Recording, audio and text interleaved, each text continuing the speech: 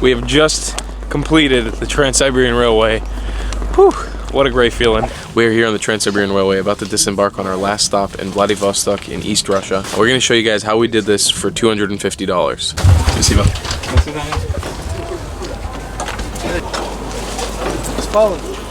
And that is the Trans Siberian Railway over and done with, baby. Wow. We have just completed the Trans Siberian Railway. Whew, what a great feeling. We've been deprived of showers / brushing our teeth for 4 days, but we're ready to go chillax for a little bit. Goodbye to our wonderful train. Thank you very much for being our steed. Can't wait to do this again sometime in the future. And it is over, ladies and gentlemen. We have finished the Trans Siberian Railway. We're here in the wonderful town of Vladivostok. This is what an old Trans Siberian train looks like, as well as the train that we took.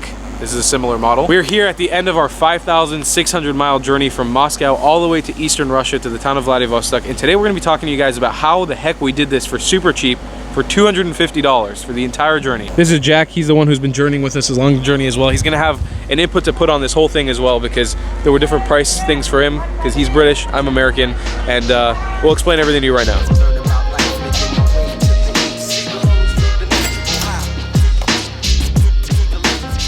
Alrighty, let's jump into this. The Trans Siberian Railway. First of all, before we tell you guys our secrets, I want to make sure that you guys are subscribed to the channel with the notification button turned on, because we've made videos about this entire journey. Also, scroll back and make sure to check down the playlist. We have literally covered almost every aspect of this Trans Siberian Railway that we possibly could. I want to make it as easy as possible for you guys to do the same thing that we did, because I thought this was a super hard journey to pull off in the beginning, and it ended up being a little bit easier than we thought and a lot cheaper than we thought as well. I also thought that the perfect location for this video would be the last point of the Trans Siberian Railway, which is Vladivostok railway station. So that's where we are right now. That's why there's a train behind me. Okay, so how did we pull this off for around $250? One of the largest things that I saw before boarding the Trans Siberian was the fact that people were doing this with a first class and a second class carriage, as well as booking this as an organized trip. The organized trip perspective can add a lot of cost onto it. Yes, you might be doing more things extra than just stopping at certain places. From the same perspective, the prices that the tour agencies charge you might not always be super fair, because they'll charge you for actually going out and getting the tickets, maybe doing your tourist vouchers, which we'll get into in a minute, your visas, or whatever else you need to get done. But the base price, I want to make sure that you guys understand this, the base price for what we paid from Moscow all the way to Vladivostok,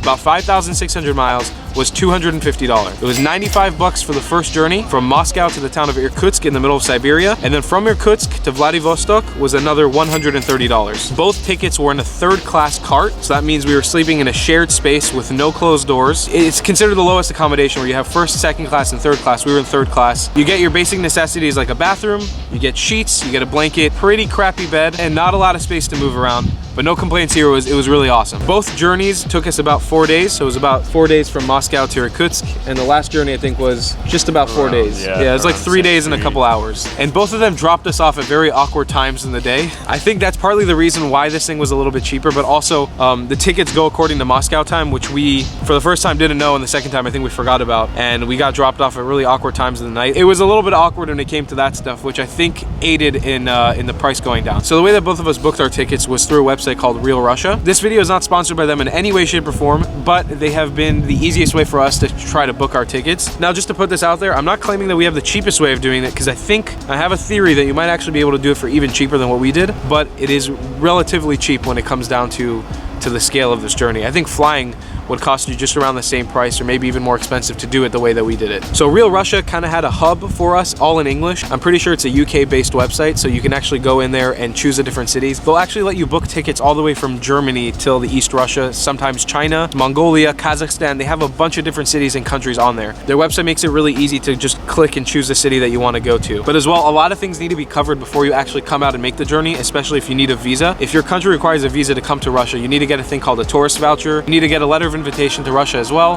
These little things that you need to top on that might actually add a little bit of cost to the journey as well. So the way that I worked around this is by having a dual nationality passport. It's actually not something I'm supposed to mention here, so I'm going to keep it down on the low, but I have both an Israeli passport and an American passport, so I was able to work around it by not having to get the Russian visa with my American passport. The American passport's visa I think would have cost about $130 to $150, especially if it would have done with an express visa. So getting the Israeli passport actually lets me be in Russia for 30 days without any cost, without any visa, and no notary, no tourist voucher, brochures and no letter of invitation. Hold on up. There's a train coming. This is real life. This is real life. Real Russia, real This life. is the Trans Siberian right here.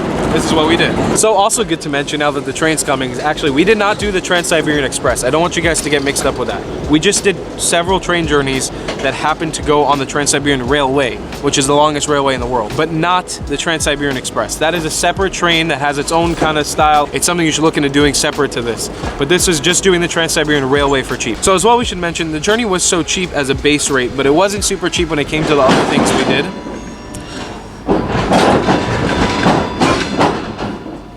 Little trouble there? That's why it's so cheap.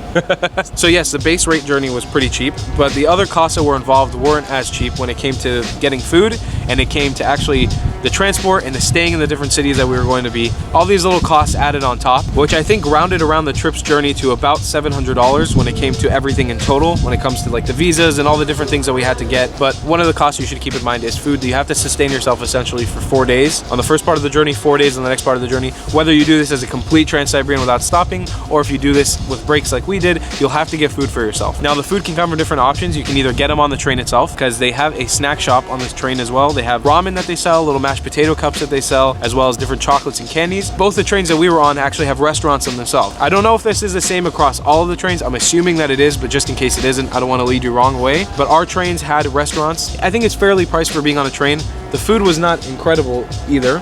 It was okay. It'll get you by. So let's say you happen to not be able to get food or you don't want to carry it with you, you have that covered. It can be done for a cost. But if you really want to save the money, you do it for super cheap. You do it the way we did. You go to supermarkets, you buy a crap ton of ramen noodles and mashed potatoes. You buy dried foods, you buy tuna cans, bakery goods, crackers, chips, whatever you can to try to bring down the cost when it comes to dried food and stuff. These are all things to just get your brain flowing when it comes to cheap foods you should be able to buy. You'll have boiling water the entire time, so you can always fill up those ramens, and you can always make yourself tea, an endless supply of tea. As well, you can buy tea on the train. They'll actually sell you a cup and let you keep it for the entirety of the journey. So from what we're able to remember, the cost from going from Moscow all the way to Vladivostok without stopping at all, which I believe is a 7-day journey, 7 or 8 day journey, depends on the slow train or the fast train that you choose from, it costs about the same thing. So I think personally it's worth it for you to take a stop. We took a stop in the town of Irkutsk, did some adventuring there with the company. Oh my goodness, it's like a dream location. Irkutsk and Lake Baikal region, don't miss out on it. If you're doing this thing, you gotta stop there. Make sure that you give yourself some time to really explore that area. We took 6 days. There are a lot of things to do in Siberia. I was surprised. You know, there's different cultures and different people, different foods to try, different areas. You could go tiger trekking. Did you know that?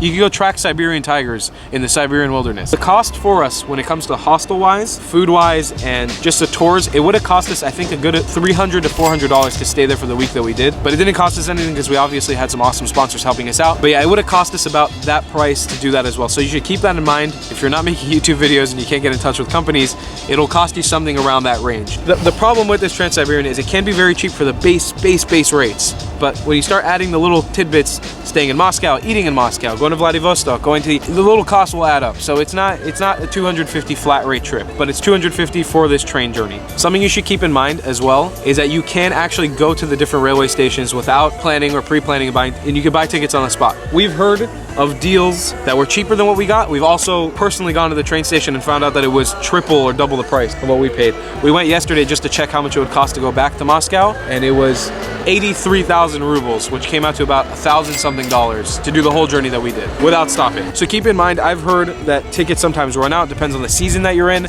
depends on what you're looking for, where you're looking to go. There's a lot of variables there that might be unknowns to you if you try to do it that way. So another thing when it comes to trying to find a cheaper price, I've heard that there are websites online that offer cheaper prices than real Russia. I personally was not able to find it, but I've heard that if you read Russian and you're able to understand Russian, you can actually Google Translate stuff maybe if you're savvy enough to try to understand it. But there are websites that I've heard for Russians that are able to get cheaper deals. I'm gonna hand it off to Jack to explain to you guys the visa situation. Once again, remember, I got out of the visa situation. I didn't have to deal with it. Jack's gonna tell you guys some of his struggles though with getting it as an Englishman.